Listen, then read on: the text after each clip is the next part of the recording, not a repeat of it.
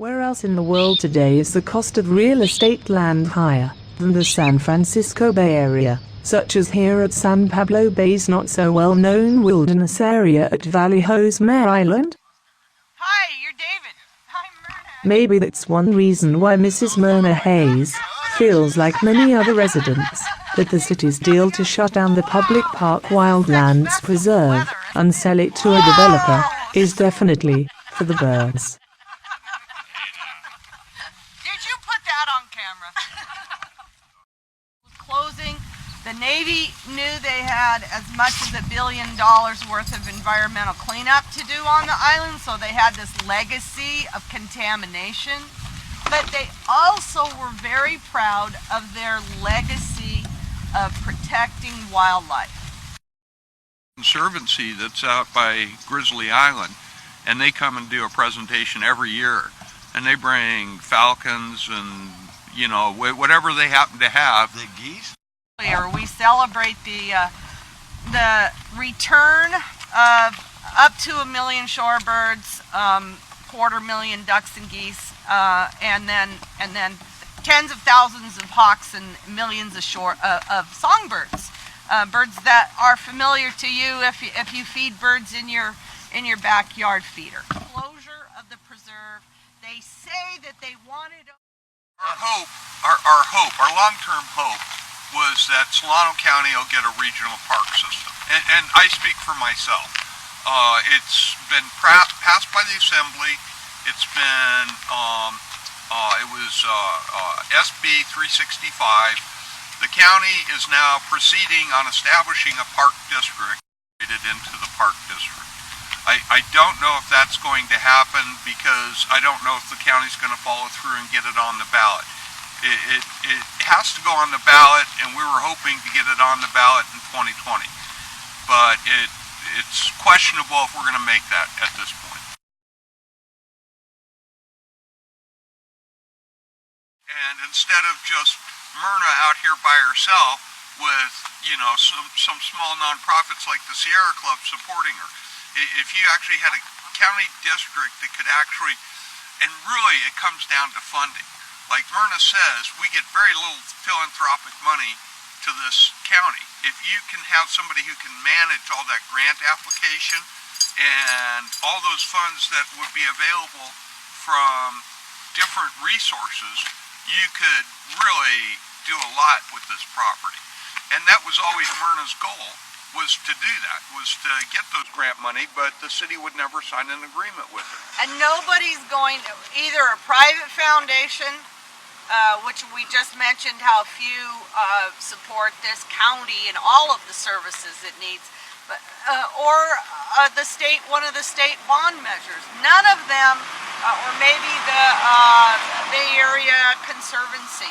They're not going to be able to send money through the granting system to a nonprofit organization that doesn't have an agreement to manage the property. And the other thing that these bond measures and then a lot of the other funding sources want is they want to see levels of cooperation. So they want to see they're going to give extra points, or they're going to actually require that the applicant for their grant funding be the agency as well as its nonprofit partner. And we're missing out on absolutely the potential for millions of dollars just through the Bond Act that was just passed. There was actually 2 Bond Acts passed. Yeah, there was Prop 68 that got passed. And Prop 8. Yeah, and that has, I'm just familiar with the Prop 68. It actually has money set aside for counties that have less than 500,000 people. And we can't even apply for any of that money. So it's it's a very foolish thing that the city's doing. I mean, it's very ill-advised, and we think just the people at senior staff don't have any experience in managing open lands, wild lands. They don't have a division that does recreation.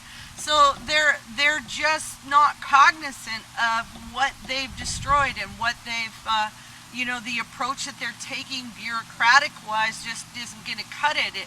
It's not the way modern parks are operated. Swimming pools, fire departments, libraries are all going to these hybridized or exclusively nonprofit run to keep the services in place, intact.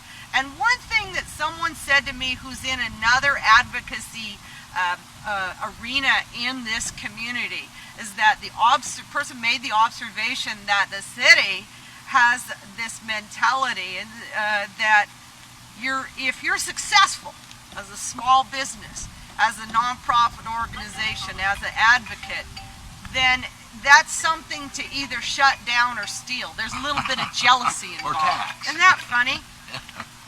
For the people that just started watching, could you repeat again? With the Prop 68, it actually has money set aside for counties that have less than 500,000 people.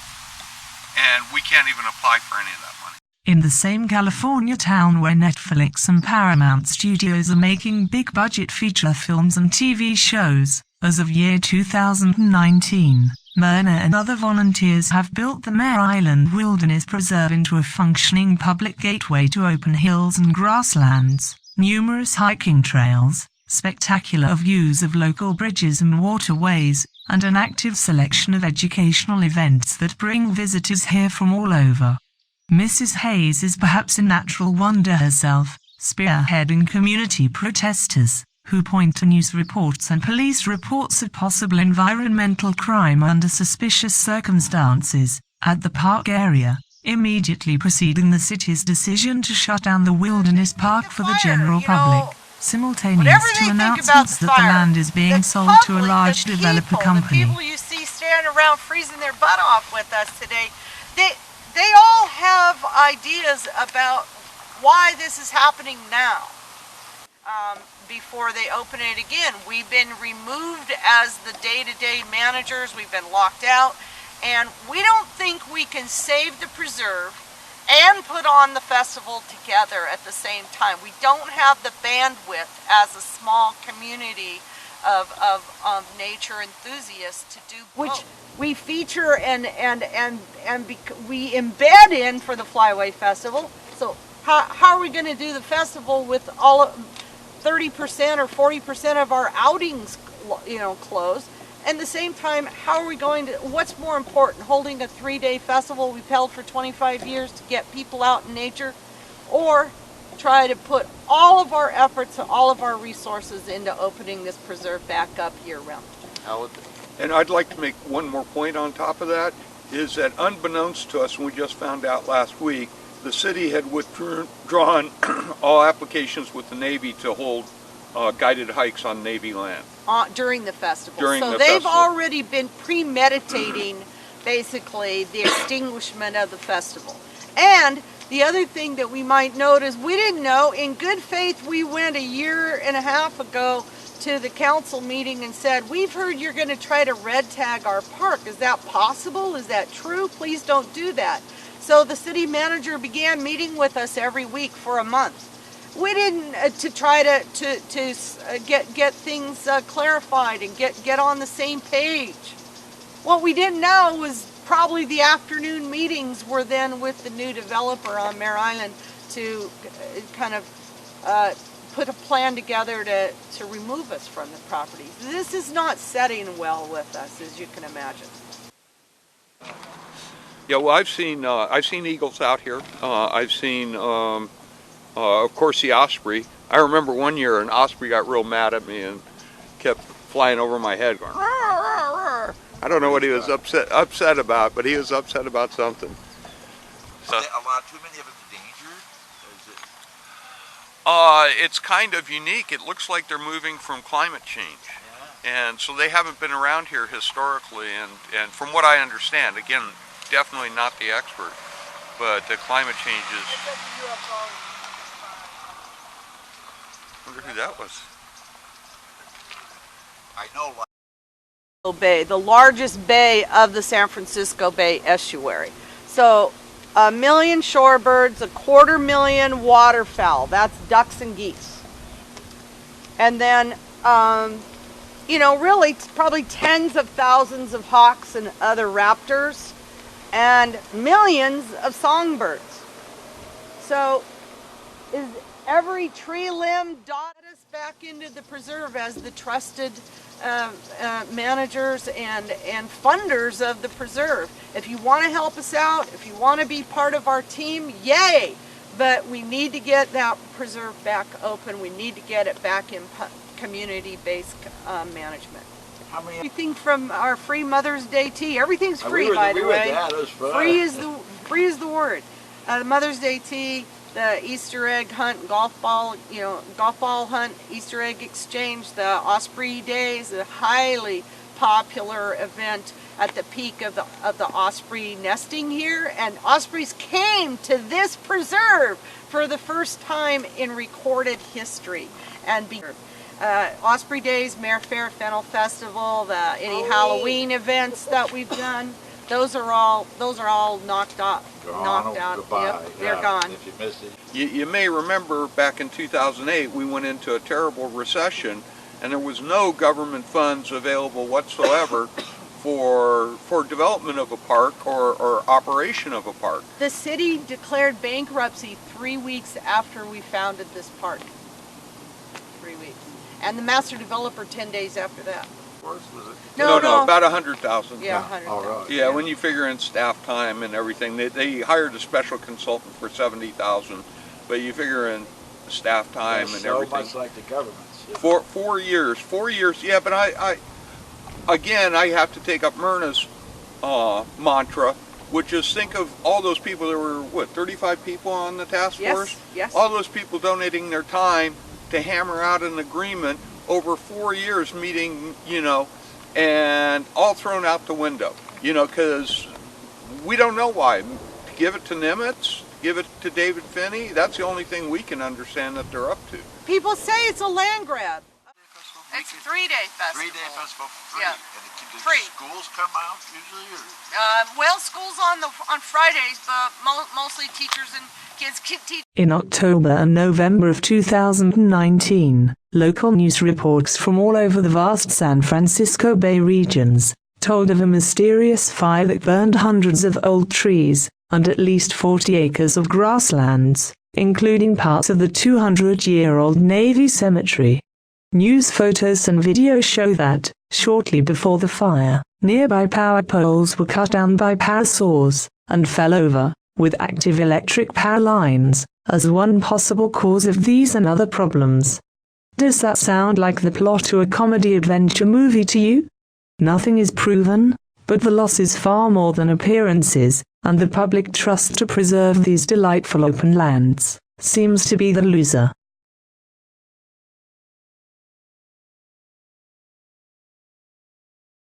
Vallejo, California, is one of California's oldest port towns, and Mare Island is one of America's oldest distinguished Navy bases, now closed down.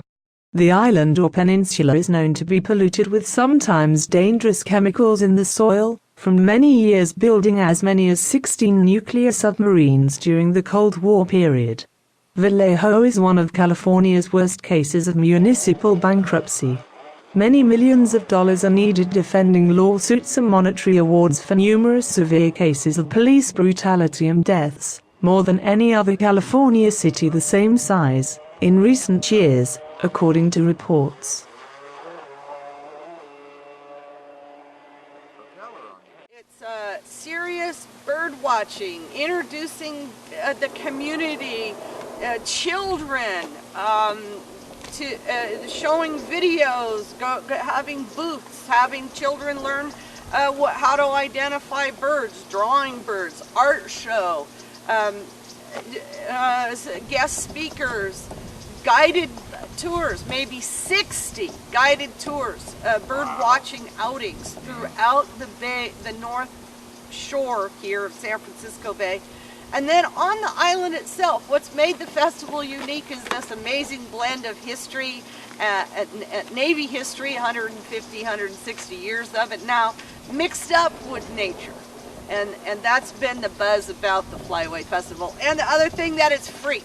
There's no birding festival in America that we're aware of, and Swarovski Optic has been one of our sponsors from day one. they attend up to 50 birding festivals a year. They say none of them are free. They all are very expensive, very pricey, all for the high end.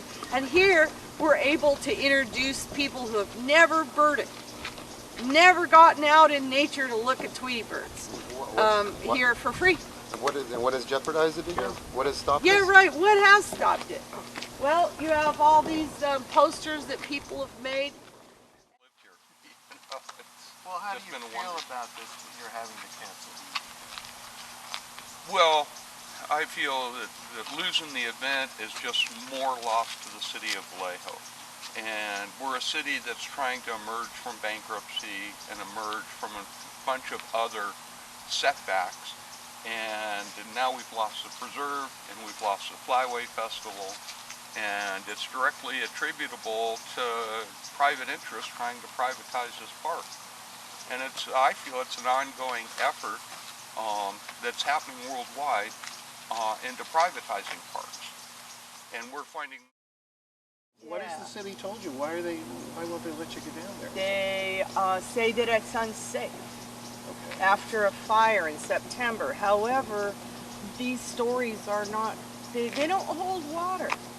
We haven't been able to get in except for you have 2 hours, 10 days, 2 hours a day. You got to get all your stuff out, all your personal belongings. Well, what's personal belongings? You know, your picnic benches, your yurts, everything that we built up for 12 years of a community-run park snuffed out.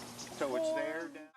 But we believe it has a lot to do with the new developer on Mare Island.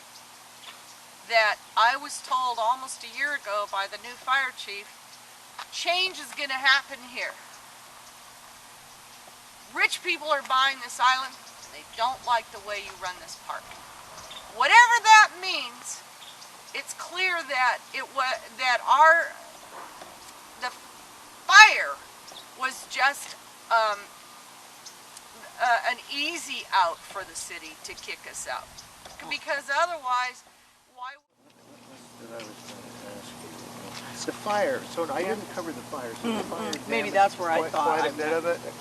No, a small amount of Small it, amount, about okay. 40 acres, and it's grasslands. You could see Okay. it here. But we're being told that it's it's onerous. You know that.